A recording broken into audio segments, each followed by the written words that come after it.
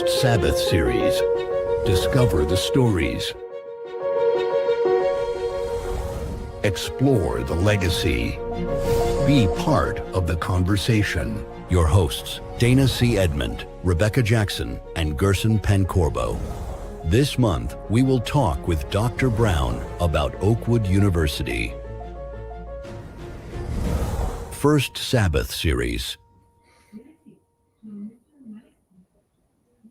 Good afternoon, everyone, and welcome to First Sabbath for September. We are just so excited to have the president of our school, the new president of our school, Dr. Gina Brown, with us. We're going to meet her in just a few seconds. But first, let's invite God's presence in our meeting today. Elder Pancorbo, I'm going to ask you to pray, please. Of course, let's pray.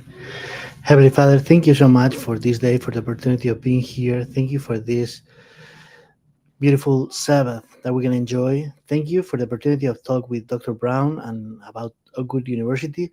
Help us drive our conversation so we can bring clarity and know why, and we need to send our people and we need to enjoy education, Adventist education in Oakwood University. In Jesus' name we pray, amen.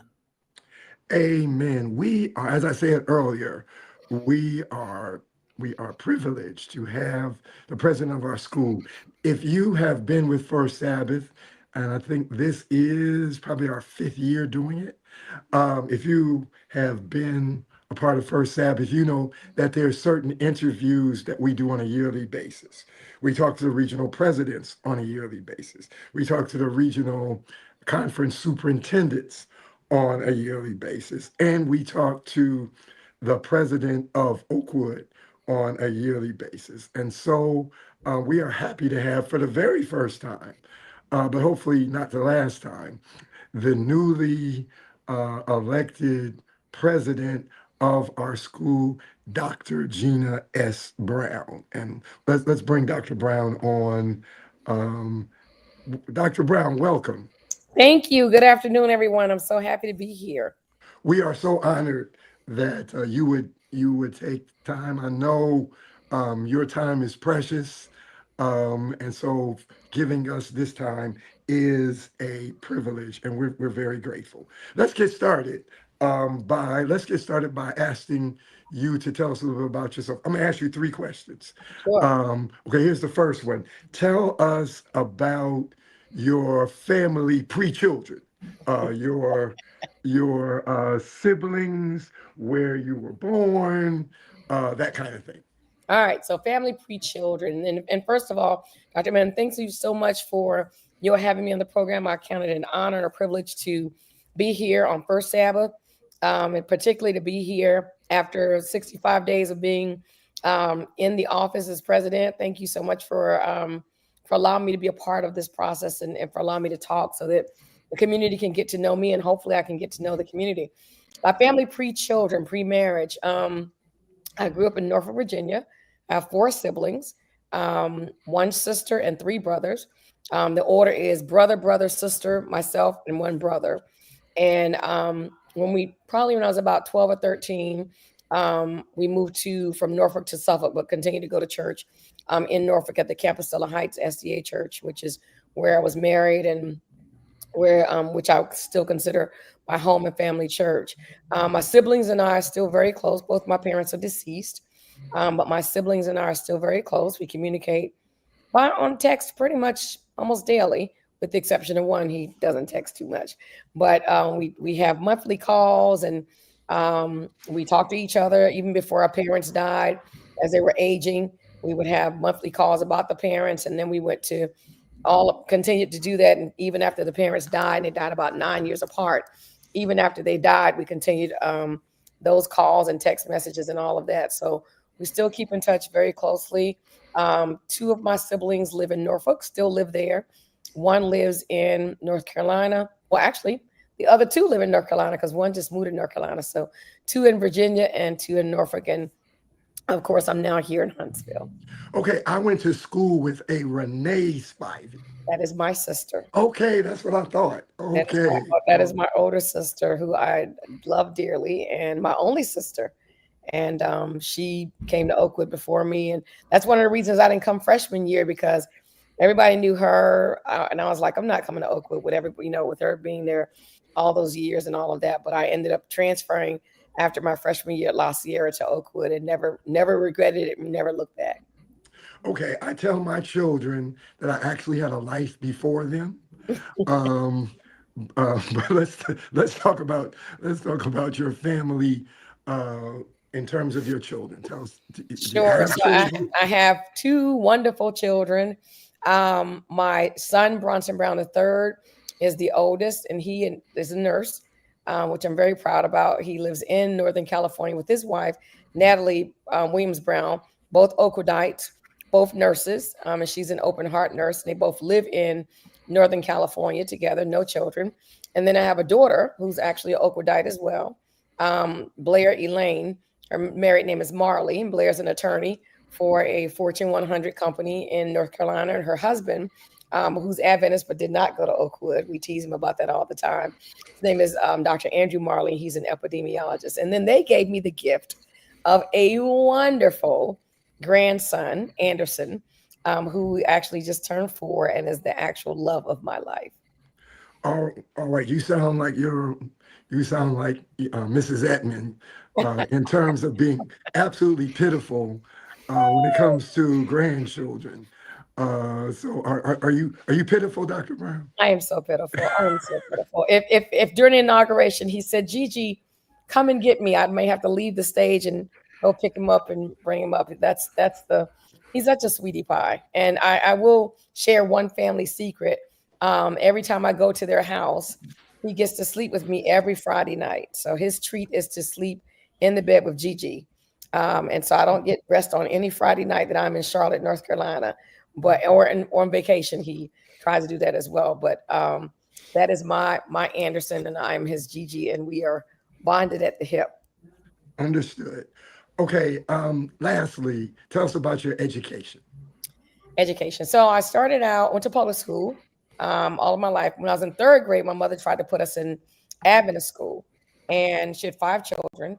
And at the middle of the year, she couldn't pay the tuition, and we got put out of church school. And I say to people all the time, this is why I have such a passion for church school and for raising money for students, because no student should ever get put out of church school. Somebody in that church should have enough money, enough insight, enough whatever to make sure that a child does not get put out of church school. But I'll tell you, it was very pivotal in my life for that to occur, because what occurred was that it allowed me to understand the hurt of that and what that felt like. And then understanding the hurt of that and what that felt like, it made me not want any child to ever go through that.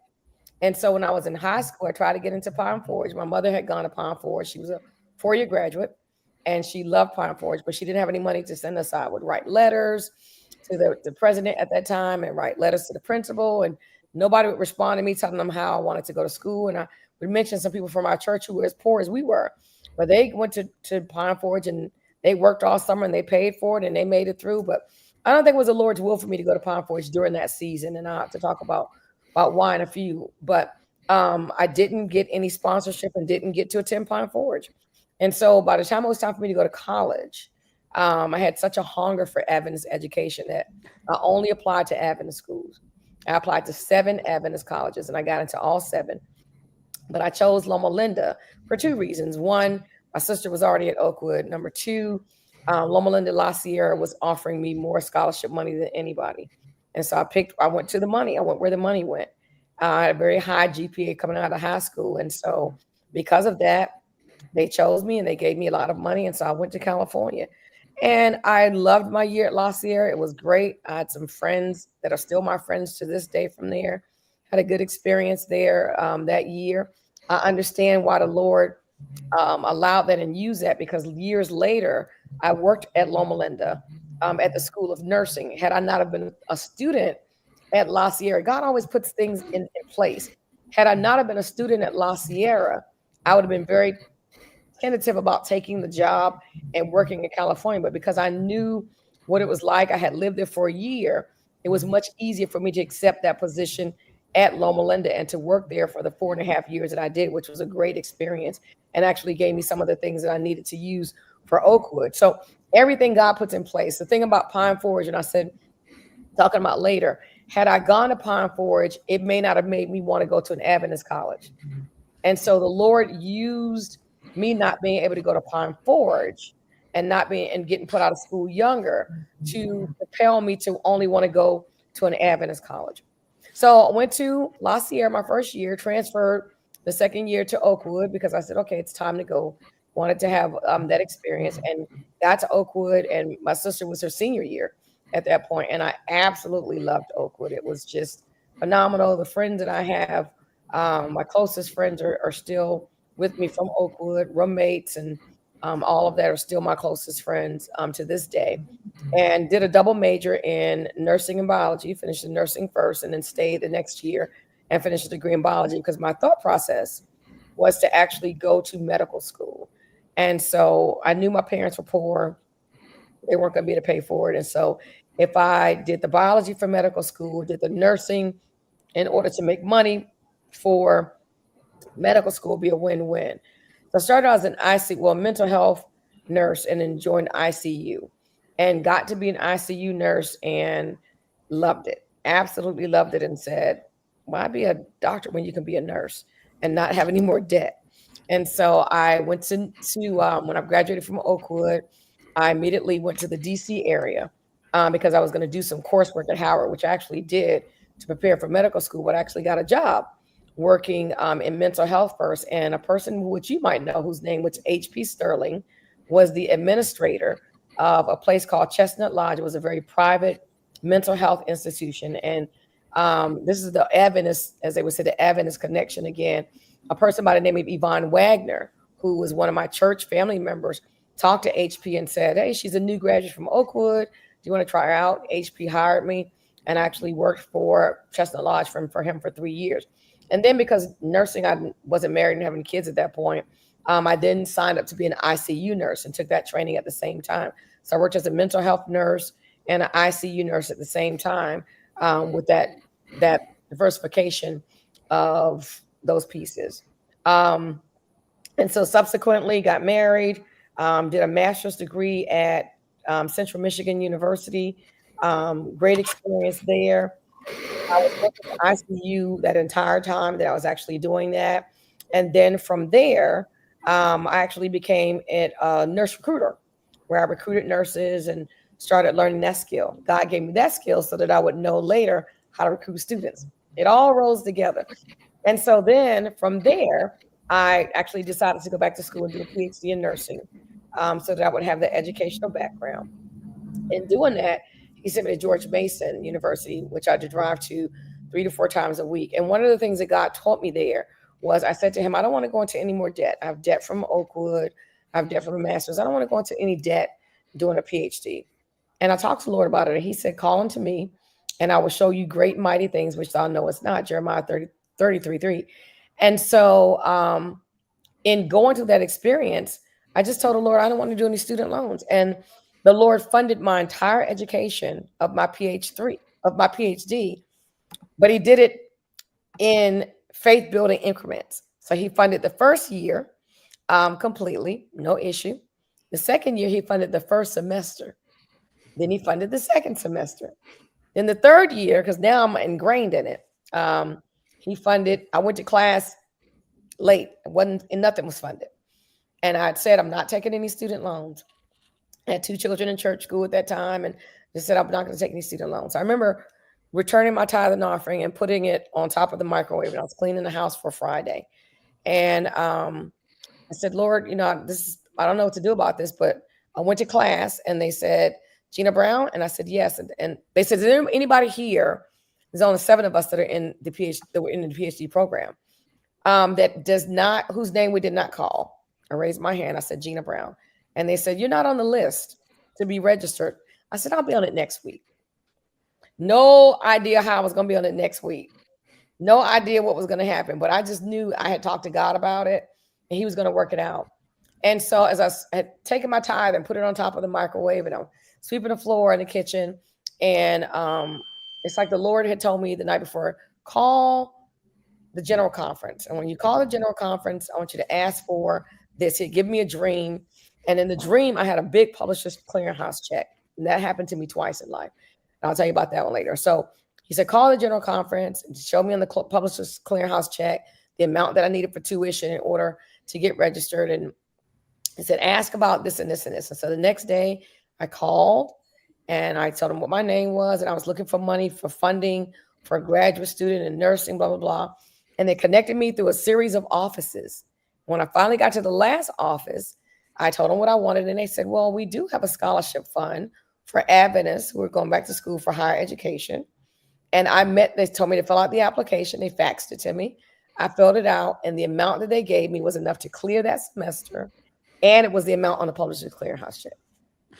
So I knew the Lord was, again, driving me through this process. So I eventually finished school. It took me about 5 years, which is about average for a Ph.D. And when I got out, of course, I didn't have any debt from the Ph.D. program because the Lord had paid the entire program. So as I was looking at places to work, I wanted to work in an academic institution, but I didn't want to work for the Adventists because I knew the Adventists didn't pay anything. And I had been making good money as a nurse, and I just did not want to work for the Adventists. So one night I went to bed and the Lord said to me, so do you think you're too good to work for the Adventists? And I was like, no, I don't, but I just don't want to work for the Adventists. They don't pay any money. And then he shows me another publisher's clearinghouse check. And he put on that check $44,900. And I was like, that's half of what I make part-time. So I don't know what the meaning is to this check. So I was asked to come to, at that time, what was Columbia Union College, to speak for a conference on an ethics component. And one of the PhD components that I did was in ethics. And so I spoke on this Kiosk series and spoke on a Sabbath afternoon about ethics and blah, blah, blah. And two of the people, one is actually the provost at Southern right now, another person, they looked at me and they talked to me and they were like, would you consider working here? And I was like, no, only to like teach a class or two, but nothing full time. I was not going to work for the Adventists. And the Lord came back to me again and was like, so you think you're too good to work for the Adventists? And I was like, no, I just know the Adventists don't pay any money. They came back and they offered me a position as an associate chair of nursing. Guess what the salary was? For $44,900. Exactly what the salary was. And I was like, oh. So I took the job and I said to the Lord, I'm accustomed now to a different lifestyle. I don't want. And then he said, you won't miss anything. It's going to be fine. You won't miss anything. And so in 1999, I started working as the associate chair at Columbia Union College. And the chair resigned 3 months later to get married. And it was like, what? And so I immediately then became the chair. And I worked as a chair for 6 years. And I have to tell you, I absolutely loved it. It was one of the best jobs and one of the best things that I had ever done. And I was like, Lord, I'm so glad I obeyed you. It's like, yeah, okay, right. And so I worked there and I worked for President Randall Wisby, who eventually went to La Sierra. Great experience, great working piece, and just had a really great time working there. And then my 7th year, I was transferred to, they asked me if I would take over the School of Graduate and Professional Studies. And so I took over the Graduate Professional Studies. They had one graduate program. And the Lord allowed me to write the curriculum for 7 additional graduate programs within a 3-year period. And so we started 8 programs, with 8 programs going within 3 years. And so because of that, then they were like, okay, after 3 years, they're like, okay, we need you to move to another deanship because you've successfully done this one, move to another one.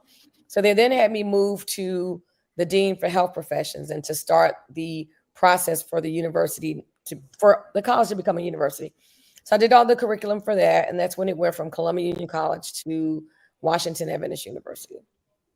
Finished that up and stayed there, as we would say, 12 years a slave, and was on the board of Loma Linda as a board member for its 14 hospitals at that point, 7 that were inland and 7 that were out externally, and would go to board meeting for Loma Linda and had a great experience there. And while I was there in one of the board meetings, the dean of nursing said to me, would you come to speak with us as a graduation speaker next year? So she asked me this in like July of the year for the next year. So I was like, sure. And so she asked me for my email address, and I gave it to her, but I didn't give her my WAU email address. And she said, why not? And I said, because I'm not going to be there next year. And she said, where are you going to be? I said, I don't know, but I know I'm not going to be there because the Lord had me cleaning my office all summer, preparing to do something different. I just knew I was going to be leaving. I didn't know where I was going to go. I didn't know where God was sending me, but I just knew it was the Abraham. It was time to pack it up. So I packed my office all summer, not applying for any jobs, not looking for it, just knowing it's time to go. And so when in August, she called me. Well, she said to me, you said you're leaving, but you don't know where you're going. And I said, no. And she said, so would you consider Loma Linda? And I said, no, I don't want to move to California. And she said, well, why don't you just consider it? And I said, I don't want to move to California. So we talked about it some more. And she said, you and your husband come out and spend a couple of days with us. And let's just talk about what this could look like. So free trip. Who's not going? So we went and went out, and they interviewed me for 2 days. And they called me the day after that. Doctoral program for us. And I said, well, I would love to do that. I love starting new programs, but I'm not moving to California. And they said, let's try something different. And this is God again moving as you start to see God's movement again. It said, let's do remote learning. There was no such thing as remote learning in 2011. It didn't exist. I said, let's do remote learning. You'll come to California X amount of times, and you'll do the rest of your work from Maryland, and then we'll fly you out when we need you to do X, Y, and Z. And then we'll pay you this and this and this. And I was like, boom, there's the answer. So I stopped working at Washington Adventist, started at Loma Linda the next month, and worked there for 4.5 years and flew back and forth to California from Washington and absolutely loved it. I kept saying, Lord, this job is so good. My next job must be really bad because you're giving me such a great job in these 4 years. This is just, they're paying me to do something I love. Started a program, got through more than 39 students to complete their doctoral degree. From starting the program, it was just fabulous. So at the end of that 4.5 years, as I was in my happy place at Loma Linda, there was a job on LinkedIn for the Dean of Nursing and Allied Health Sciences at Howard University. And of course, I had familiarity with Howard because I'd taken some graduate classes there, but nothing more than that. So 3 people who didn't know each other said to me, you could actually consider this job. And so I was like, when the 3rd person said it, who was my mentor, said, you should actually consider this job. And I said, okay. So I sent my CV in, and it went through like a 4-month component of interviews and this, that, and the other. I didn't really care whether I got it or not because I was still very happy at Loma Linda. And at the end of the 4 months, they said to me, you're a number 1 candidate. Now I'll show you how God moves again. I had sat on Loma Linda's board, which gave me board insight for how to be on a board. I sat on a board for Adventist Healthcare, which gave me for 5 years, which gave me additional board insight. I recruited nurses internationally for Adventist Healthcare, which gave me international experience going from country to country and place to place to do that type of recruitment. When he gave me the recruitment job that was in Washington, D.C. You see God just layering and stacking things on top of each other to prepare me for what he wanted me to do. So at this point, I get to the point of saying, okay, I'll consider it. And they sent me out to dinner one night with the dean of dentistry.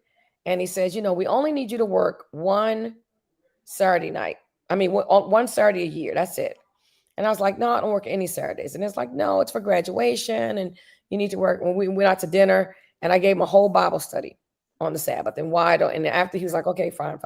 You would give up this job, this 6-figure job that we're going to offer you for one Saturday a year? And I said, yes. And I explained to him why. So as we go through this component of that, they offer me the job. They won't put in writing that I don't have to do Sabbath, but they say, we'll honor it. And next thing you know, they're asking me to do different things on Saturday. And I'm like, nope, can't do it.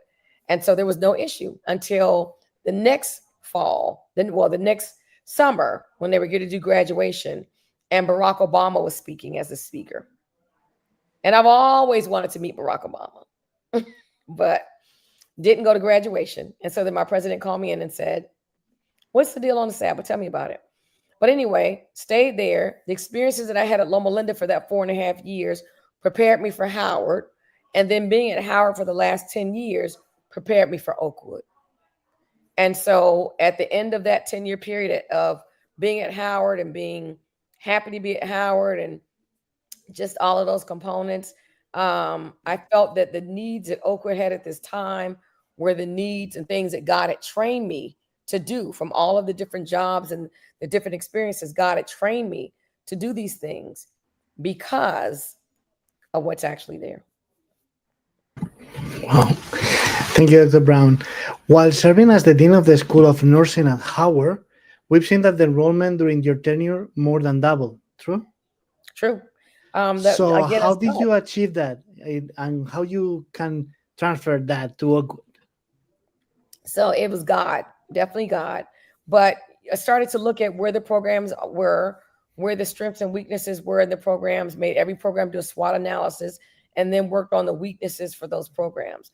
So one of the things that I'll do at Oakwood is to look at every program, see where the weaknesses are, see what needs to be fixed, and see how we can increase our enrollment. So I will say to you, probably between biology and business are two of our strongest programs at Oakwood right now. They have great enrollment, they have a great number of students and components. However, there's some internship components that can be added into that.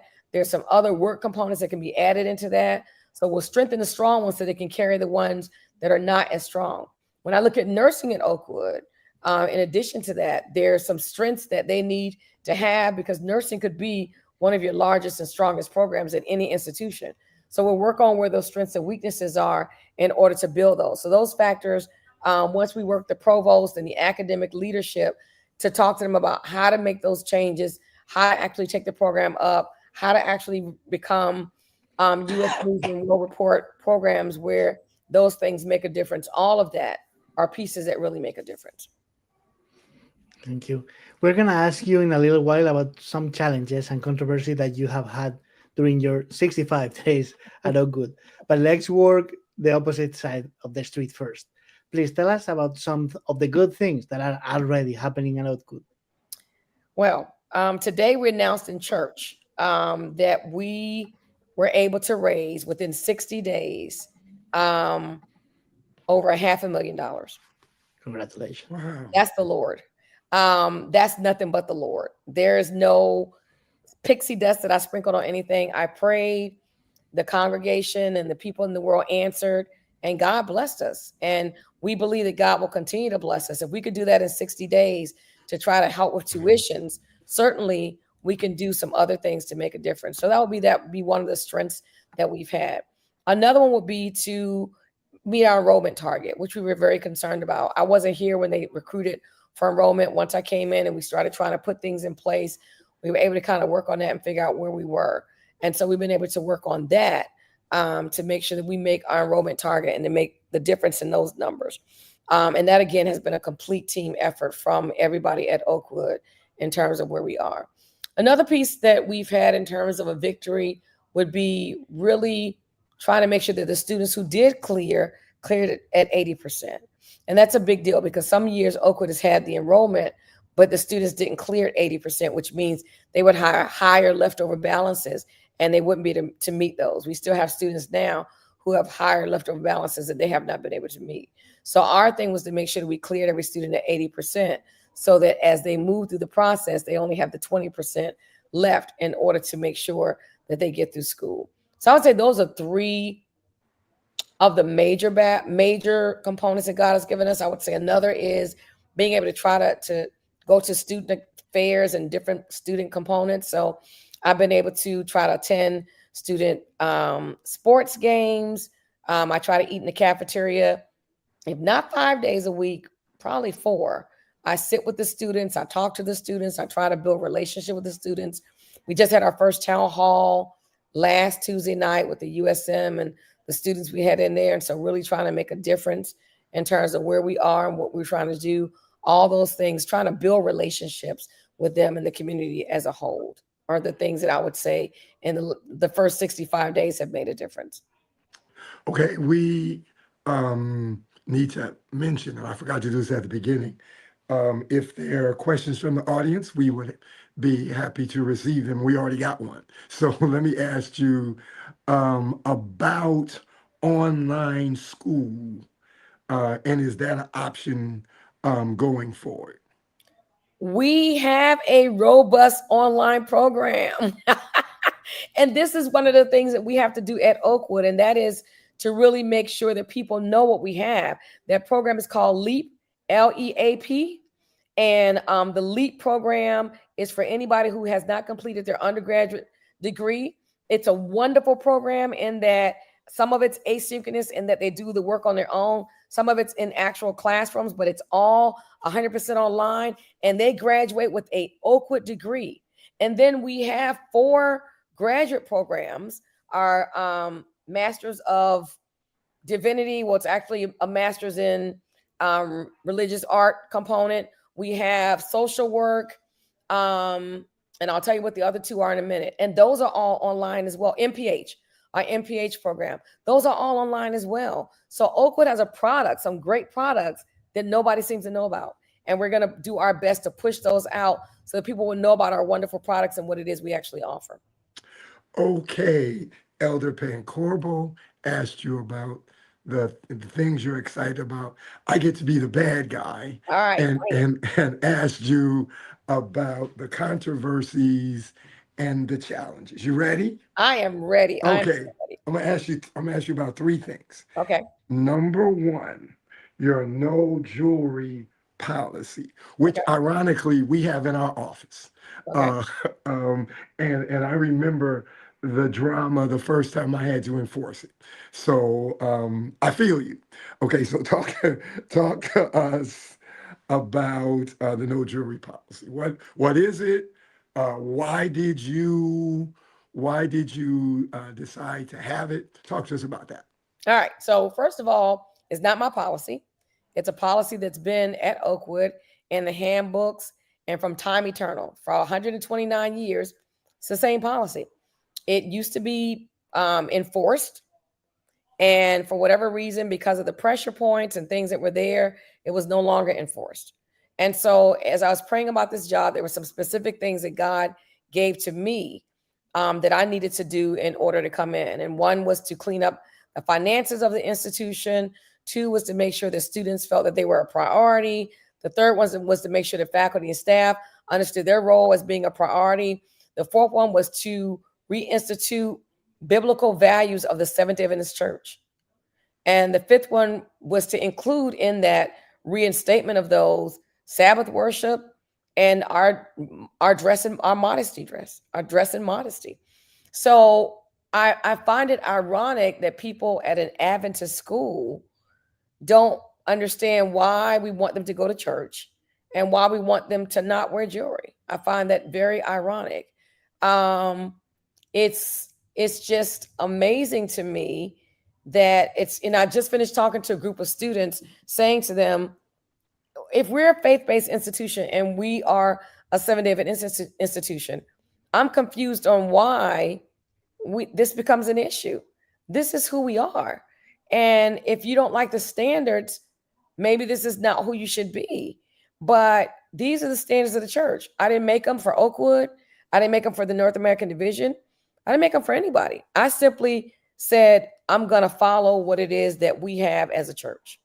And a lot of the kids said, okay, well, Andrews doesn't have it and La Sierra doesn't have it. And that's not necessarily a good example because you can see some differences in where we actually are and the differences in what we do as an Adventist institution.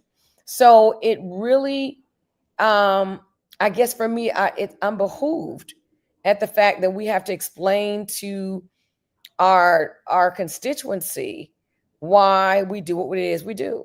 We are, without apology, a Seventh-day Adventist institution of higher education. It's who we are. It's what we believe in. It's our standard. It's our brand. We may not like all the things that are actually there. But my job is not to pick and choose what I like and what I don't like. I can't pick that I'm going to eat pork and not enforce jury. I can't pick that I'm going to not enforce jury and eat pork. I can't pick that I'm going to not keep the Sabbath.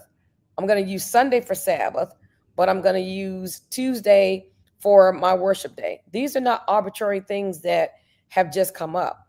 My job as the watchman, my job as the president, my job as what God has put me there to do is to really, and I hate to use the form of primitive godliness, because then people think that you're trying to make them dress like Ellen White and you're trying to do this, but it's really to be a peculiar people, to be the head and not the tail, to be above and not beneath, to look like, not like the world looks, because that's not who we are, but to really carry ourselves in such a way that people know we're different by our look, by what we wear, by what we dress, by the days we go to church.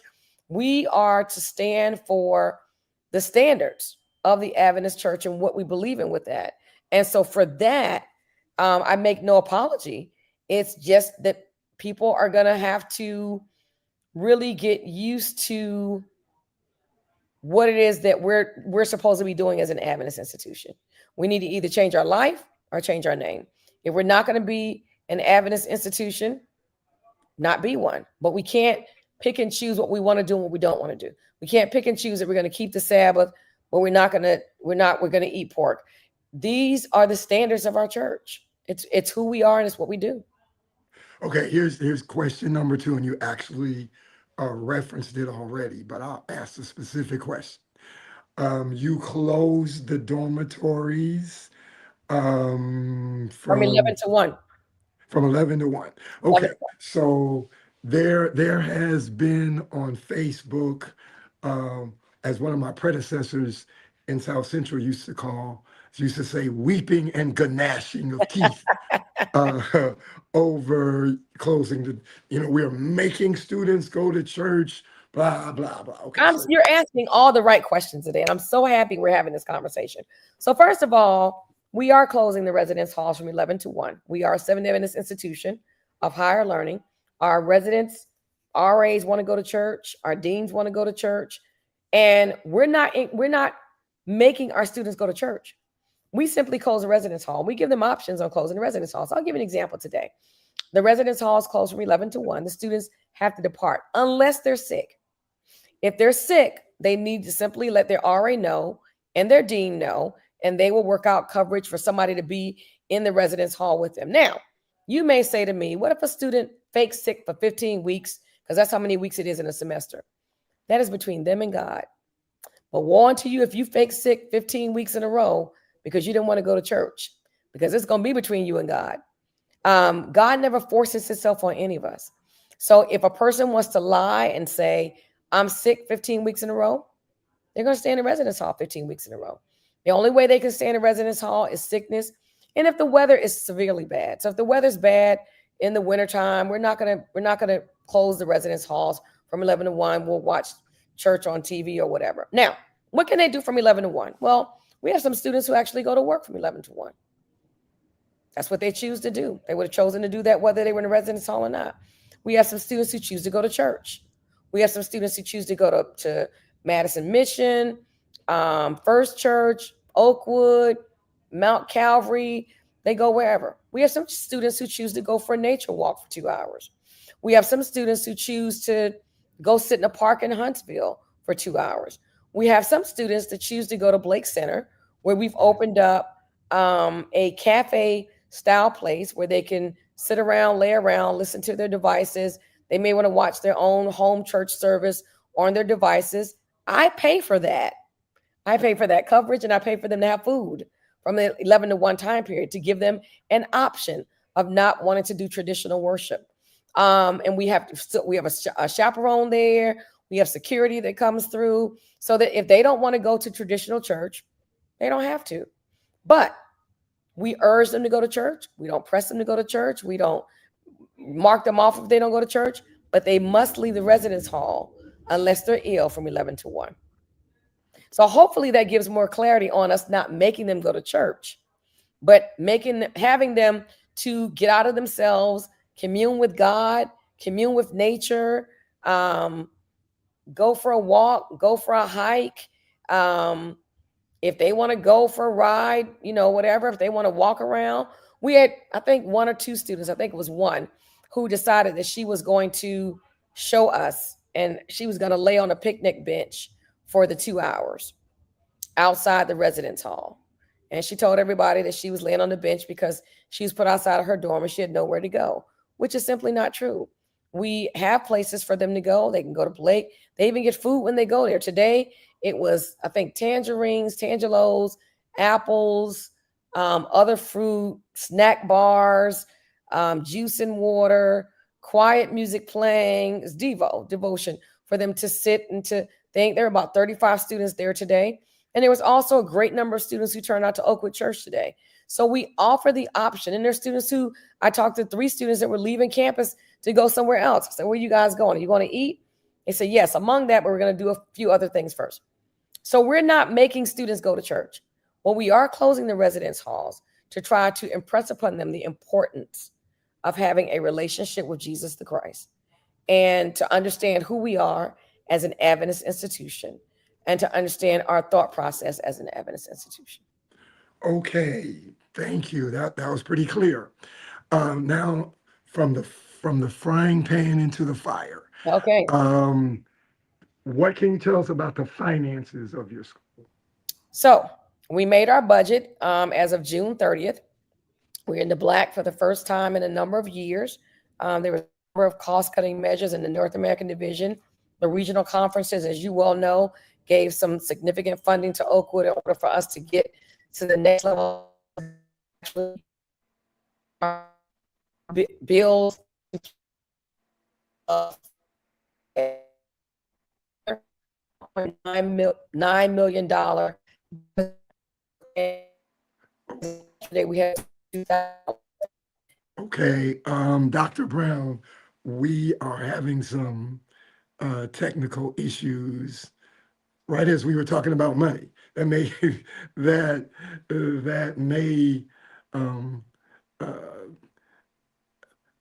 may be on purpose. Okay, she's coming back. You hear me? Okay, Dr. Brown. Okay, hold on. We're still having technical issues. We're having a storm here in Elder Edmond. Okay. So maybe that's affecting. This when we first started doing these programs, it started during the pandemic, and we were doing a online convocation, and the preacher was just wailing away, and we had a technical breakdown in the middle of his sermon. But fortunately, we were able to reconnect. So I'm confident that we're going to be able to reconnect Dr. Brown momentarily. Meanwhile, Elder Edmond, have you seen Dr. Michael Smith says that when he was 19 at Oakwood, these standards were in place and enforced. He totally supports Dr. Brown. We are peculiar people, he said. So in 1999 to 2002, that was already happening. It's not something new, as she said at the beginning. Oh, when I was a student, and that was back in the dark ages. But when I was a student, you had to clear out of the dormitory, and they would, in those days, they would go check your room. They would do room check to make sure you were gone. All right, Dr. Brown. Yes. Okay. I don't know if you cut yourself off right when we were talking about money. I don't know if you did that. Okay. Okay. So go ahead and tell us again. You talked to us about how the regional conferences stepped up, and made significant contributions to Oakwood to help you balance your budget. So pick up from there. All right. Can you hear me now? Yes, ma'am. You are back. All right.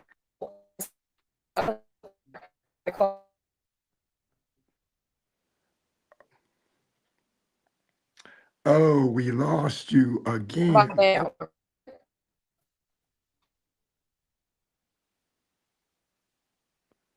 Okay. Now is the second time, Elder Edmond. I mean, this time she don't want to talk about money for sure. She doesn't want to talk about, yeah, I need to come up with another question. Well, we appreciate the patience of our audience. As Elder Pancorbo said, we're experiencing some weather issues there in Huntsville that may be affecting uh, uh, she that that may be affecting her internet feed. Our And she, producer, Elder Edmond, is telling us that she does want to talk about money. We yeah, don't want to. is that her? Yeah. No, Pastor Subori, he's telling that Oh, she's trying to, but the problem is, we know. It's just we're making a little. okay. When she comes back, after she talks about money, we got a question from the audience about upgrading the facilities, Mhm. and um, that is a challenge with a number of our HBCUs.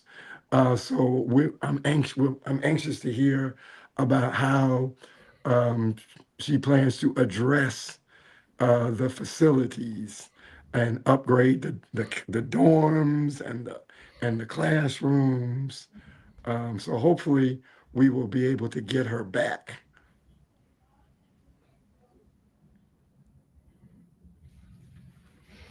Elder Edmond, when you say dark ages, when were you at Oakwood? Uh, I graduated in 1978. Oh, you So mean dark ages? yeah, I graduated. So how long ago was that? That's 47 years ago.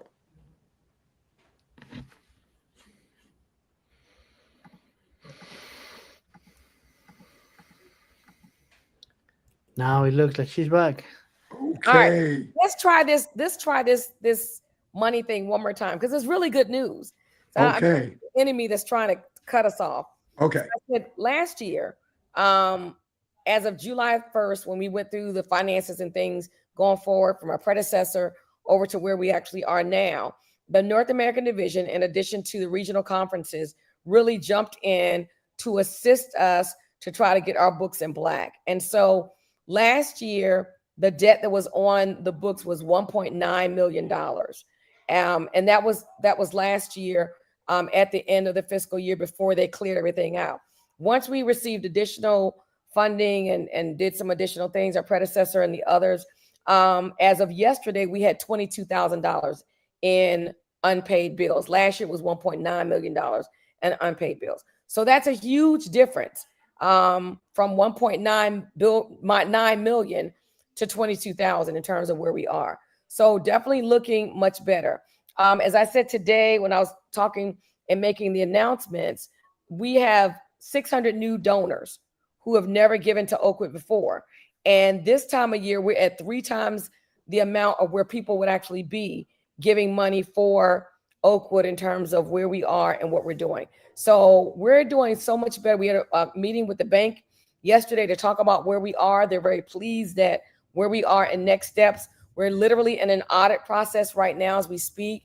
Won't have the results of that until October. What we're doing an audit. The last several audits have been clean, and we're really working on making sure that we're fiscally responsible. We have a long way to go in terms of where we need to be, but much better than the institution has been in a number of years. One of the things I discovered as we were working with the regional conferences to assist Oakwood, one of the things I learned that I did not know is the finances of the school have an impact on your accreditation. That is right. Yeah, talk to us about that. So an institution can't just be academically sound and not have any money. They have to be both academically sound and financially stable. Why? Because if an institution is academically stable but doesn't have money, they could close any day. And so then the student gets stuck with courses from a school that's no longer degreed, no longer has accreditation, and you've just wasted somebody's life. So accreditation agencies want to ensure that as you're doing these things, that students really are at schools that are both financially sound and that are academically sound. And so we have to make sure that as we're moving from step 1 to step 2, that transparently some of the things that have been done in the past have been difficult for the institution. And so now we're kind of backtracking to make sure that we're following through and that our accreditation is in a safe haven. So that's one of the things that we're actually working on now, to look at the components of where that is and to make sure we're where we need to be. Great. Thank you, Dr. Brown. Just before we move forward, I just want to say that we know that your connection is what has been disconnected. We know you are not trying to hide the numbers, and you're being pretty clear. It's just we have some people really ruffled here in Facebook and YouTube telling that we are making jokes about some things. We were just trying to fill time while you were back, and thank you so much for being so transparent with us. You say figure numbers, and you tried 3 times, and at the third one the charm. Thank you so much, Dr. Brown.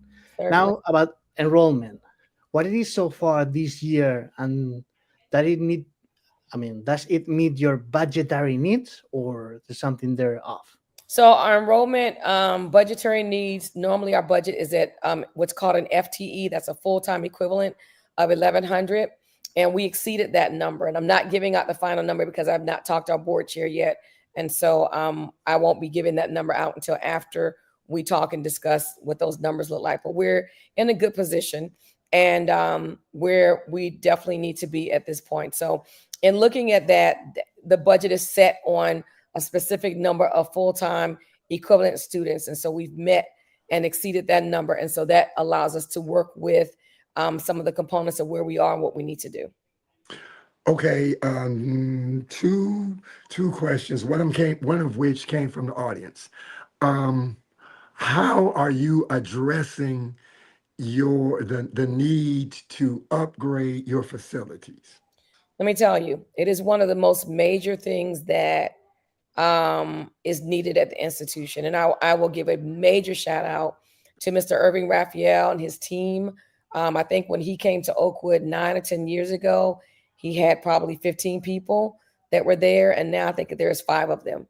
And so they've been cut 2/3 of what it is to care for an 1,100 acre campus, which is almost impossible. They do hire other workers that are there. So there are at least another 4 workers that they hire from a company that's a little cheaper than trying to hire people with the benefit structure, with the Adventist Church offers and all of that, and hire people for different projects. But that team works as hard as it can work. It works as hard as it can work with the grounds, in addition to the buildings, the facilities. We're working on a list of all the things that need to be upgraded. It's not going to happen overnight. If you look at the grounds now in the last 60 days, they are beautiful. They just won the beautification award again this year because they work really hard to make sure that things are taken care of. As one fun fact, it takes 1.5 weeks to cut the grass at Oakwood because you're cutting 600 of the 1,100 acres. The other 500 doesn't even get cut. So of that, it takes a week and a half. By the time a person or 2 or 3 people start that process, in a week and a half, they start all over again. And so you're doing that in addition to, we own 40 buildings, trying to get those fixed, not in addition to housing and other components. We simply need more people in order to do what it is we do. I can't add anybody else to the budget right now because the budget's been set, but facilities, to have people there to fix what we need to fix and to do upgrades is simply some of the things that we're doing. I've suffered through the facilities piece. Sometimes my internet at work won't come on. The office that I inherited had to be at least 17, 18 years old. One of our donors gave me a private 3-tier gift just to replace the carpet and paint the walls in my office, which is just being done now. So we wouldn't use university funding for any of that. But I literally came in, and once they took out all of the furniture that was more than 20 years old, took down the 20-year-old curtains, pulled up all the other pieces, I was left with a very old desk and 2 unmatching chairs. And so I am suffering, no furniture in the conference room, very, very old things. And So I'm suffering from the facilities upgrade need as well. When I walk upstairs in Blake and look up and see the 2 lamps that are up there that look like something from my grandmother's kitchen, it just takes me out. We do have some nice facilities. We're opening Peters Hall. We're doing that on Thursday, September 25th. And that occurs probably at about 3 o'clock in the afternoon with walkthroughs and mini concerts. And we're going to do the dedication to the building on that Thursday. So that's a beautiful brand new building that's open. Carter Hall has had some major renovations. Peterson Halls has some major renovations. Cunningham Hall has had some major renovations. We moved all of our student services into Cunningham Hall in July and August so that our students could do a one-stop shop with whatever they need to do. And so that space looks lovely as well. Wade has had some upgrades, but still needs some more. And Edwards has some upgrades, but still needs some more. So while everything may look bad, everything is not bad. We got some spaces to work on. I want somebody to donate money so we can power wash the silos. They bother me every day that I see them. But again, I think the silos should be power washed and beautiful. But it's probably going to take, I don't even know how much it would be to power wash the silos, but I would imagine it'd probably be close to $10,000. I don't know. But they're just different things that we need to have done at the university. These things didn't occur overnight, and they're not going to be fixed overnight. So we're doing the best we can to really try to upgrade the facilities and to work on them. The students' rooms, the dormitory rooms are priority over offices and anything else. And so as we get those fixed, and little things like we fixed the smoke detector 2 days ago that was buzzing consistently, still working with buzzing, little things in order to make sure that our students are comfortable. The student facilities are paramount, and then everything else comes after that. So hopefully anyone who wants to upgrade the facilities, I'm happy to help you do it, to tell you what it is we need to have done, for you to recommend something. We just need funding. We need people to give from their heart and to really give funding. And they can give funding and say, I want to replace the water fountains in all the buildings. We'll use it for that. They can give restricted funding to say, I want to do X, Y, and Z. As long as it's not illegal, immoral, or unethical, we will definitely do what it is they want us to do with their funding. Okay, continuing on with the theme of facilities. We have been talking about a health and wellness facility for probably 20 years. So can you address that? I can. I would love to be the person to do a health and wellness building. I'm into health majorly. I exercise several times a week. I use the Dryson Center at Loma Linda every single time I went to work. I've used trainers and everything else. So I am big into health and wellness. If somebody gave me $5 million, it would be to use it to put up a health and wellness center. And so that's a major piece. But before we can put up a health and wellness building, we've got to really upgrade the facilities, the dorm rooms, the classrooms. We got to clean up the low-hanging fruit first. And then once we get all that cleaned up and our debt is very limited, then we'll start to look at a health and wellness building, unless somebody like Advent Health gives us some significant money towards that, or a donor gives us significant money towards that. But I can't go do a health and wellness center when I got dormitories and classrooms which are in disrepair. So I've got to fix home first before I try to build something bigger. I think that's one of the problems from years past, in that sometimes we are so interested in building new things that we don't take care of the old things, that we don't put deferred maintenance in for things that need to be taken care of, a significant amount of money. So it's going to get very old very quickly if we don't put money in to deal with deferred maintenance. Okay, we keep getting questions on facilities. I love it. So I asked for a bid on the health and wellness center last week, and I'm glad I asked because the Lord is gracious. $60 million. 60 million. 60. Oh my. Yes.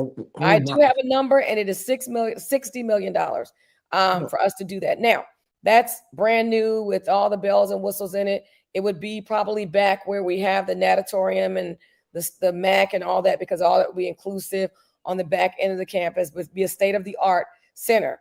Do we need 60 million to start it? No, but we need at least 45 million to start it, and then we'd be able to try to fund the other 15 million for the building. Okay, I walk every day, and sometimes I walk. Part of my walk is through the campus. That's what I do. I either go to the Y, or if it's not too hot, I walk through the campus, and I pass by the music building. So tell us where we are with the music building. The faculty and staff will be moving into the music building on this coming week, and we're having the grand opening on Thursday, September 25th. I can't give you a time. I don't know if it's 2 or 3 o'clock, but the music building will be open on the 25th of September. So we're excited. It's absolutely beautiful. I was able to do a walkthrough last week, and I don't want to spoil it and tell you what it looks like, but it is absolutely beautiful. There's a part 2 of it that they're hoping to build out towards Carter Hall. That's going to be about another $5 or $6 million. But we're starting right now. The music rooms are beautiful. The office spaces are beautiful. The auditorium is beautiful. It is just absolutely lovely. And the buildings are flipped. So the front of the building is now towards Oakwood Road. Okay. And the back of the building is towards Carter, but you can't really tell because the back of the building is beautiful. But the way you tell the front of the building is that there's a roundabout to drop people off so that it's flat for handicap accessibility, so that they don't have to use any steps and they can get out right there and walk into the building and enter into the building that way. So if you're trying to come in to see anything or you're a senior citizen, no steps. There's an elevator in the building. And so they would take the roundabout right on the back side of Oakwood Road, right on the back part of Cunningham Hall. Be dropped off right there and be to come in the building there in order to hear one of our concerts or go to a recording room or some of the other components that we have.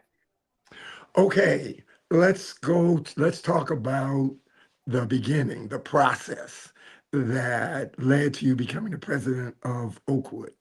Okay, so tell us from beginning to end. What you woke up one day and said, "I want to be president of Oakwood." Tell us. Okay, it's a two-part story. It's a two-part story. So I'll go to part 1. I don't know when it occurred that I remember when I was about 5 years old. My grandmother, who was deeply a wonderful Adventist woman, we would go to her house to stay some weekends, and my grandmother would have us an hour before sunset. We'd be sitting on the sofa like I'm doing right now, and we'd be preparing for the Sabbath to come. Baths done, hair done. We're ready for the Sabbath to come. And I remember reading the Adventist Review at 5 years old and saying, one day I think I'd like to write for that magazine. And probably 30 years later, I was able to write for that magazine, a column for that magazine that ran for a number of years. I don't know what day I woke up and said, I think I want to be the president of Oakwood University, but I remember I just found some plaques as I've been unpacking here in Huntsville from the USM of different things that I did as a USM officer. And as a USM officer, I remember thinking, I think I could run this institution, and I think I could run it not better at that point, but just I think I could run this institution. And there's fleeting thought gone, done. As I prepared for life and had children and life went on, and I loved being a mother. I loved raising my children. I loved home life. Those things didn't really occur to me. I was very heavily involved in my career as an ICU nurse and then as a dean and all the other things. And then I thought at one point in my third deanship, I was thinking, I think the Lord wants me to be a president, but it was at a specific institution. And because I felt like some things needed to be fixed and cleaned up, and I could actually do that. And when the Lord allowed me to leave that institution, I came to the conclusion that that wasn't his will for that season or for that time. Fast forward then to the Oakwood presidency before my predecessor, Dr. Pollard, took off. There were 3 of us that were the finalists for that process. Myself, Dr. Craig Jackson, who's a very good friend, and Dr. Pollard. We were the 3 finalists for that process in 2011. And the board selected Dr. Pollard, my predecessor, to become the president of Oakwood. And I have to tell you, I was not sad at all. There were a lot of people who were sad and a lot of weeping and gnashing of teeth, but I was not sad at all. And so I went back to my job, finished up what I needed to do, and I saw how the Lord continued to do what he needs to do. I still felt like I needed to be a president, but I didn't know where. And I also knew there would have to be an Adventist institution, because working at non-Adventist institutions are very difficult. And the higher up you go in administration, the harder it is to keep the Sabbath. And even at Pine Forge, Oakwood, at Howard, running my own college, I had over 1,500 students, which is more students than I have at all of Oakwood now. And we ran our own colleges. So it wasn't, their deanships are like presidencies. You run all of your own college, which again was God preparing me for the last 10 years on how to build enrollment and how to run a college. And so in running this college, I still felt like, I probably need to be a president, but I'm really good. I was very comfortable. And my mentor, Dr. Joyce Woods, she would talk to me and she would say, you have to be a president. You have to be a president. I'll be like, I don't know, Dr. Woods. I'm telling you, the Lord has told me that you're going to be a president. The Lord has told me you're going to be a president. The Lord has told me you're going to be a president. And even a year before the presidency, this time came up at Oakwood, she would tell me. And then I had another mentor who was a president at another institution, and he would send me jobs for presidencies and provosts. And I remember him sending me one for Prairie View A&M in Texas. And he said, you should look at this job. I think this job is for you. It's for presidency. And so they're just both speaking to me saying, God is telling us you really need to be a president. You really need to be a president. So I went through a number of searches, and before it would get to the point where I was going to be selected, I would pull out. I was like the runaway bride. I just didn't feel that was what the Lord wanted me to do. And even in January of 2025, I went through a search as a hospital president because I love hospital administration. And as I was being offered position, I just felt like this is not for me to do. And so I did not follow through on that process, even though we were right there at the door. And so then when Oakwood came up this time, I was still very tenuous. My children were both like, they're Oakwoodites. They were like, Mom, no, it's not the time. You're doing well at Howard. Things are going well. You need to stay where you are. The salary is going to be significantly different. Life has been changing. Just don't do it. And then my son finally changed and said, Mom, do you want to be in the belly of a big fish? If God is telling you that you need to do it, you need to do it. But I have 3, my brother Daryl, my college roommate, another friend of mine, and I have a male friend that's my best friend, Oral. And he said to me, Gina, I want you to pray about clarity and courage. I want you to ask God for clarity and courage. Ask him what he wants you to do. And so I prayed that prayer. And then my pastor, William Joseph, preached a sermon one Sabbath about being in God's will. And I said to his wife, this is the worst sermon I've ever heard in my life. But the Lord was speaking directly to me about being in his will. And so I was about to pull out the process of Oakwood as well. I had gotten an increase of salary at Howard and was very happy about where I was and what was going on, and went through the process at Oakwood and just felt the Lord saying, this is where I want you to be for this season. There's some things I need you to do here, and I'm coming soon. And this is going to be the last generation. And so there's some things I need you to do at Oakwood. And so I really prayed about it. I got my prayer closet. I talked to my mentor and just really bathed it in prayer. And I can tell you 2 things. One, I'm not here of my own volition. I'm not here because I want to be here. I'm not here because I wanted to be. I didn't even realize that I would be the first female president of Oakwood. Never crossed my mind, went across my head. I'm here on assignment. I'm here on assignment that God has told me that I need to be at Oakwood for this season, and that there's some things specifically that I need to do. So I really try to take my focal point from God. to have this vertical relationship with God. I love Instagram. I love Facebook. I've been off of both of them for the most part since I've taken this job, because people are going to say what they're going to say. And if I get caught up in the whirlwind of that, I'll come off the wall of what God has put me here to do. So my focal point has really been to have this vertical relationship with God. And there are so many people who are praying for me. I can feel the prayers even when I can't buoy myself up. And I'll give you one example. There's a prayer team out of New York, Sister Pastor Patricia Langley and her team. They pray for me 7 times a day. And even today on my way home from church, we were supposed to have a special prayer today because they were doing a prayer and fasting ministry in New York. And so even on my way home from church, all the way home, they prayed for the students. They prayed for the faculty. They prayed for the staff. They prayed for the administrators. They prayed for the community. They prayed for the jury concerns. They prayed for the Sabbath concerns. And so these things are constantly being bathed in prayer. It doesn't mean that everything I do is going to be what people expect it to be. And I'm not going to be Ellen White or Ellen Black or Ellen Brown and get it all right. I'm human. And so I will make mistakes. But my focal point, again, is to stay focused on what Jesus has called me here to do. And there's no doubt in my mind that I'm being called here for the purpose of being a president for this season. Should God close my eyes and that this is not the last generation and he chooses to delay his coming, I will know that I was here out of obedience to God and on God's assignment for this time. Is it hard to be here?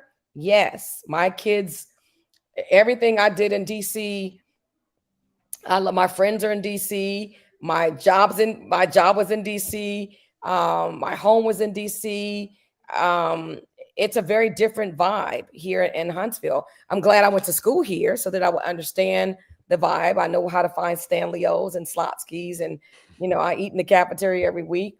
But I say all of that to say it's a very different sphere to come here by myself, pretty much, and to just be here doing what I feel God has called me to do. But I will tell you this: I have peace of mind. I sleep very well at night. I don't have worry that I'm not doing what God has called me to do, because I know I'm in God's will. Dr. Brown, I have a question, because being president of Oakwood, it sounds like a lot of work. So how it was your first day as president of Oakwood like, and how it is a typical, if we can ask for a typical day as president like? Sure. So my mom, before my mom died, when I was a dean at Howard, and my mother said to me long ago, she said, your day is too full. She said, you need to take a day where you take no meetings at all. And you need to take a day where you don't check email until the end of the day. I wish I followed all of her advice as a music teacher. But my first day was meeting with the officers, the 5 vice presidents. It was meeting with Truist Bank with 4 other stakeholders to talk about Oakwood's finances and where we actually were, and to really start trying to have one-on-ones with people who were there, the vice presidents and all of that. My day 2 was a day of the same, of having meetings, trying to catch up with what needed to be done. I started working without pay probably March 28th in terms of just trying to meet with Dr. Pollard and others and trying to figure out what's going on with Oakwood. But of course, you're learning. It's a continuous learning curve. And then I needed to fairly be able to close Howard down without stealing time from them.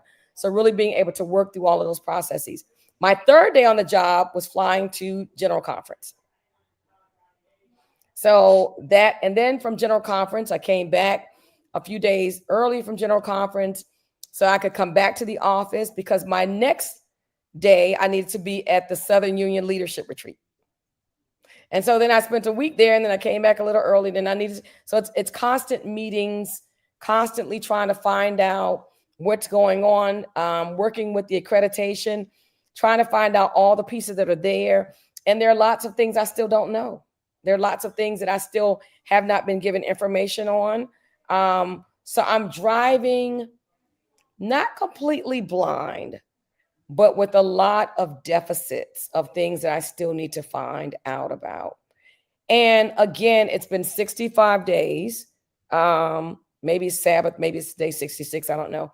But it's been a short period of time. We're moving, we've moved quite a number of things, you know, again, walking to every dormitory, talking to every dean, talking to the students, moving people from Blake Center to Cunningham Hall, working with the finances, trying to get some things paid off, trying to work with vendors, trying to look at contracts, trying to look at where our money has been and where it's going, what needs to stay, what needs to be changed. Do I need to lay off anybody? Do I need to add more people on? Do I need to find more help for facilities plan? Do I need to figure out some student issues? Do I need to have a town hall with the USM because they're worried about jury and the Sabbath? Do I need to attend a USM event? Do I need to attend a volleyball event? Do I need to attend a cookout for the students? Do I need to go to AYM for the students? All those things. My weeks are 7-day weeks. And I said to the Lord the other day, you clearly said 6 days shall thou labor. And so I'm learning how to do exactly what my mother said, where I take a day where I just focus on no meetings at all and try to catch up with things that need to be done. But because there's been so much that needs to be done, it's been very difficult. And mastering the component of no email until the end of the day, I don't know how that one's going to happen. Okay, 2 questions, and we are moving towards we're running out of time. And this has been great. Thank you so much, Dr. Brown. Thank you for having me. Okay, so 2 questions, and the second one is a 2-part question. You've been, as you mentioned, you've been president for 65 days, give or take. Tell me one thing that you know now that you wish you had known 65 days ago. Budget. I wish I had a clear statement of the finances. It doesn't mean I wouldn't have taken the job, but I wish that I would have had a clear record of who's here, who makes what salary, the complete budget for the university. Those things I wish I had 90 days ago, so that I could have made some adjustments. But I wasn't the president at that time, and you can only have one president at a time. So my predecessor was still the president. He did what he felt was best for the university. I honor that for him. I have nothing to say about that in a negative vein. But when you come in running a little behind the treadmill, you are running you're running at a way that allows you to really just kind of try to catch up with what's going on. So like I mentioned, my first meeting was with Truist Bank, and that was on day 1. And so when you do that, when you have those meetings, it really makes a difference in terms of where you are and what you're trying to do. I hope that gives you an answer to your question. Yes, it did. Now, so here's part 2. What do you like? Give me one thing that you really enjoy about being president of Oakwood, and then give me one thing that you say, boy, I really wish I didn't have to do this. One thing I love about Oakwood are the people who work there. Some of the people are just absolutely wonderful. They work 7 days a week too. They are there. They don't complain. They are there because they absolutely love Oakwood. And when you get people who absolutely love Oakwood, there's nothing better than people who absolutely love Oakwood. They will do whatever they need to do. So many people who work at Oakwood who make such a menial salary that we're going to work on gave money in order for us to get to that $500,000, inclusive of myself. But so many people who make significantly less than an average teacher or faculty member or facilities person gave money so the students could clear. A lot of the faculty and staff had students staying in their home until they could get clear. So I love the fact that people who work at Oakwood, not everybody, but a large component of those who work at Oakwood absolutely love Oakwood. All right, now tell me the opposite end. What do you have to do that you say, boy, I really wish I didn't have to do I this? really find it extremely difficult to have to explain at a Seventh-day Adventist institution of higher learning why we don't do certain things. That is that's behooving to me. I'm behooved by that on so many different levels.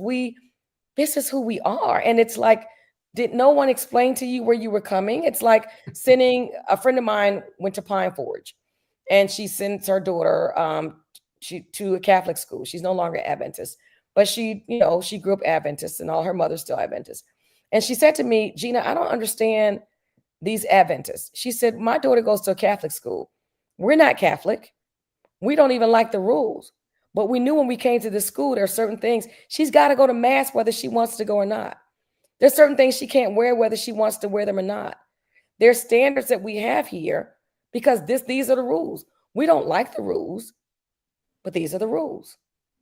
And so I find it amazing that people, all Muslims from all over different places or whatever, that none of them have the same thought process, but not at our school. It's like we want to change the rules and make it very different and all of that. And I just don't understand that. Thank you, Dr. Brown. This is going to be my last question. Attracting and keeping talented teachers is becoming more and more of a challenge, especially, as you say, with a denominational pay scale. How will you address that? I am praying about that, and I'm trying to work on if I can get the budget situated to where it needs to be and stabilize the accreditation and all the programs and do what needs to be done. Then my next focal point is increasing not just the teaching salaries, but also the staff salaries. Both need to go up. And one of the things that I did get to do probably about might have been last Monday was to sit with our interim HR director with a big gigantic screen on the wall and pull up as many salaries as we could and look at the salaries, look at where people who don't work there, why they're on the screen, people who work there, why they're not on the screen, and to really try to get some cleanup done with the system. So that's very important to me that we pay people. The Bible says that you pay people according to their wages and according to the value of where they are. And we have some very valuable people. We've lost some very valuable people. We've had a number of people who have left the institution with Ph.D.s who are making $47,000. I had administrative assistants at Howard who made more than $47,000 with no degree. So that's very painful that people have student loans and other responsibilities and other things, and they're being asked to work for wages that are far beyond or far below where they need to be. And our staff as well, who are extremely dedicated. So salaries are extremely important to me. It's something that I plan to work on. It is on my priority list. And again, Rome wasn't built in a day. So there's so many other things I have to get cleaned up before I can even look at that. But trust and believe it is a major part of what it is I want to do. Before I build a health and wellness building, I've got to address all of those components. I have a whole list of them. I have a 120-day State of the University address on October 29th. It will be telecast on YouTube or whatever. It's going to be open to anybody who wants to come and to really talk to people so that they'll understand and know who we are, what we're doing in that first 120 days. And so I really want to make sure that we work through those components so that we're being very transparent in what we do. Okay, Dr. Brown, we are just about out of time. I've got 3 questions to close out. Here's the first question. You probably have heard a million times, you're the first female president in the history of Oakwood. Are there any special challenges or pressures that come with it? Oh, that's a great question. I'm sure there are. I've just been in a vertical with Jesus. And so they'll probably pop up later, but I've not had any students be disrespectful. I've not had any faculty and staff be disrespectful. I think that the Lord, in allowing us to really work through getting the students financially cleared, has allowed them to see that I'm serious and I'm about business. The pastoral components of the job with the pastors have been very warm and inviting. I have not experienced yet face-to-face problems with it. Now, Facebook, Instagram, yes, everybody is a Monday morning quarterback. They can tell you how the game is supposed to be played until they sit in the seat and play the game. And I find that hard to understand that we're explaining to other people who should understand what it is we believe and who we are. This would never be an issue if we were a Catholic school. Wouldn't. Liberty University, who has the largest enrollment of a of a parochial school, will not even allow public display of affection on campus. People complain about it. It's all online. They complain about what they have to wear, but yet their enrollment continues to go up every year. Okay, question 2. It's 2030. You've been president for 5 years. Give me 3 measurable goals that you hope to have accomplished in that 5 years. Students who have a close relationship to Christ and understand what we're about and come here because they want to know who we are and want to be better Seventh-day Adventist Christians.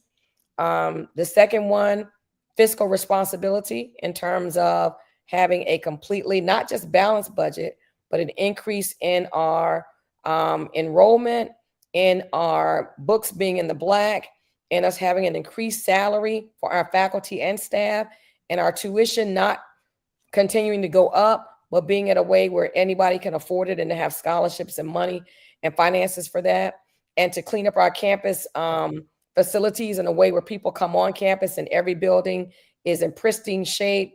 Everything is orderly, and you can go into any building and not be concerned about what it's going to look like.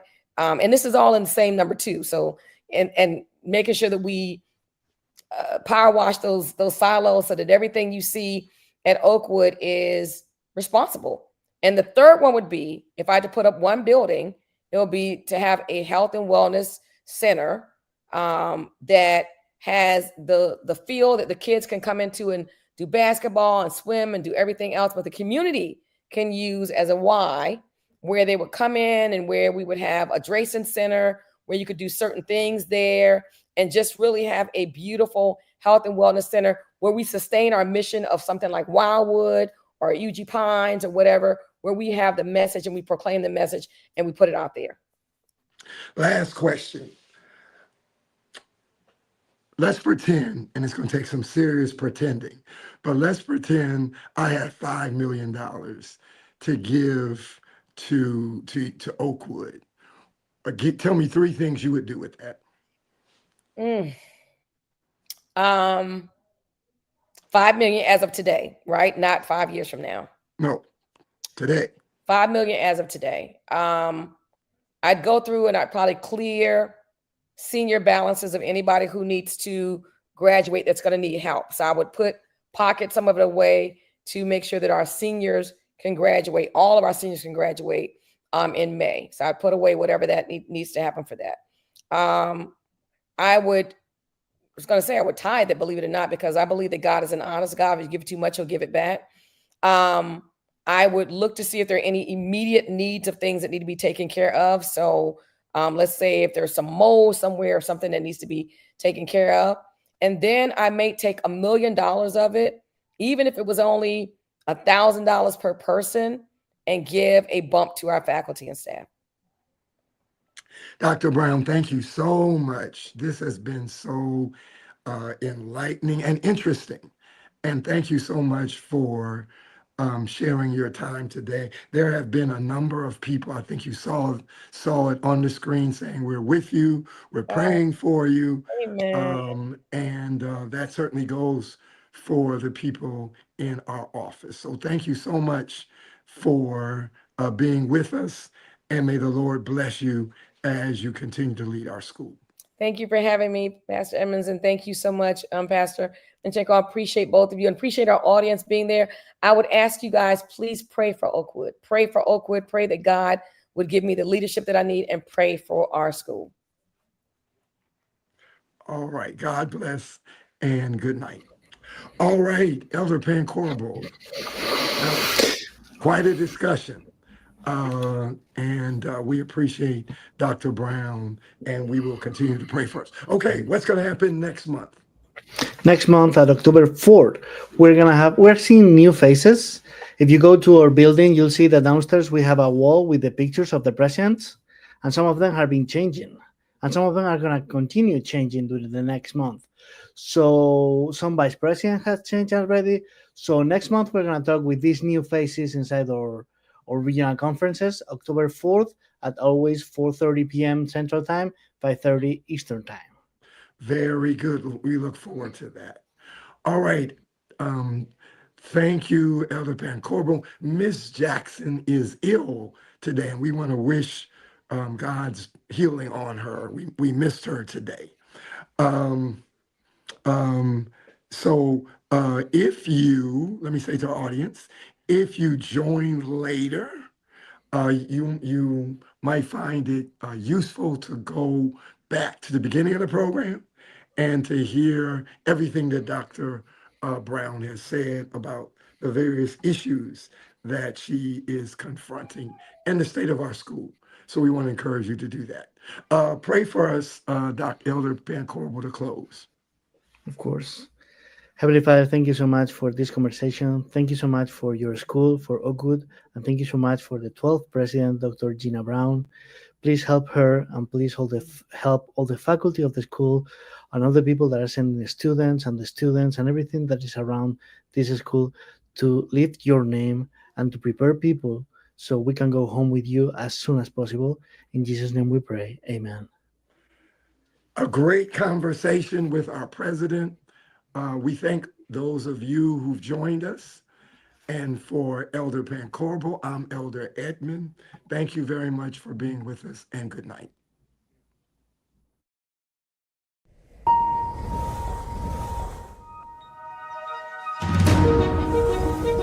First Sabbath Series.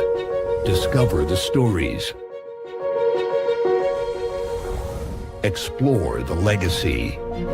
Be part of the conversation. Your hosts, Dana C. Edmond, Rebecca Jackson, and Gerson Pancorbo. This month, we will talk with Dr. Brown about Oakwood University. First Sabbath Series.